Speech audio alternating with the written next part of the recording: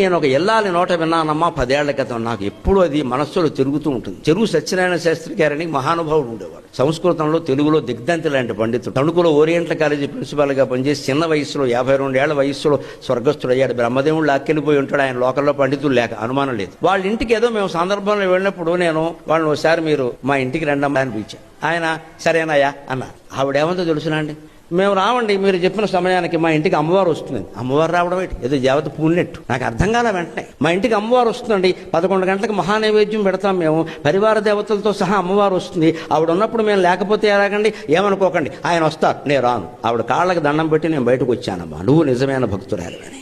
అమ్మవారు పరివార దేవతలతో సహా ఆ ఇంట్లో ఉందని ఆవిడ భావన చేస్తుంది. కాబట్టి నైవేద్యం సమయంలో నేను ఎక్కడికి రాను అని చెప్పింది ఆవిడ. ఆయన వస్తారు, కావాలంటే తీసుకెళ్ళండి, రాను, ఏమనుకోకండి. లేదమ్మా, మీరు చేసే పని చాలా గొప్పది, మీలాంటి వాళ్ళని నమస్కారం చేసుకుంటే పుణ్యం మాకు బుద్ధి వస్తుందని వచ్చింది. అది భావన చెయ్యాలి.